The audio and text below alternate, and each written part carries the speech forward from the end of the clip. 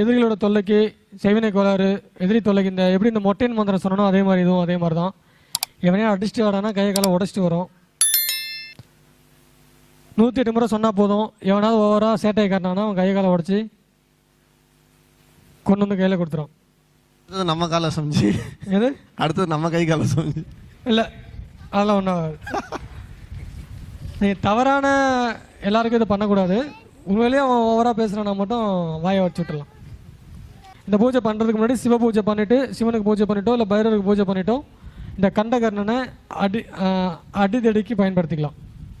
யாரையும் அடிக்கணும், ஏன்னா ஓவராக சேட்டை காட்டானா அவன் இந்த மாதிரி சப்ஜெக்ட் நிறையா கொடுங்க சமைச்சு. நிறைய வேணும் சமைச்சு, நிறைய வேணும் சமைச்சு. பிரயோகத்துக்கு யூஸ் பண்ணலாம், உபாசனையும் பண்ணிக்கலாம். உங்களுக்கு வந்து எப்பவுமே ஒரு பாடி கார்டு கூடவே இருப்பார். எவனா பேசினானா பேசுறதுக்கு முன்னாடி அடிச்சுட்டு தான் பேசுவார். ஒவ்வொரு தடவையும் 108 சொல்லணுமா குருஜி? உங்களுக்கு எப்பப்பெல்லாம் அவரை வந்து யாருக்காவது அனுப்பணும், அடி வாங்கணும்னு தோணுதோ அப்பெல்லாம் அனுப்புங்க. வீட்டுக்காரை மட்டும் மனசில் நினச்சி செய்யாதீங்க. சமைச்சு இதுக்கு யந்திரம் எதுவும் தேவையில்ல, நம்ம ஸ்ட்ரைட்டாக அடிக்கலாம். ஸ்ட்ரைட்டாக சங்கல்பம் பண்ணிட்டு உடனே ஜெபம் பேச்செல்லாம் கிடையாது. அடிதான், பேச்செல்லாம் கிடையாது. தெரி அடிதான். பேர் மனசில் நினச்சா போதும். எல்லாம் சம்மந்தங்களோட முடி, துணி, ஃபோட்டோ ஏதாவது வச்சு பண்ணிக்கலாம். இது கண்டகர்ண மந்திர வித்தை. இது கண்டா அப்படிங்கிற ஒரு கணம், ஒரு பூத கணம். இது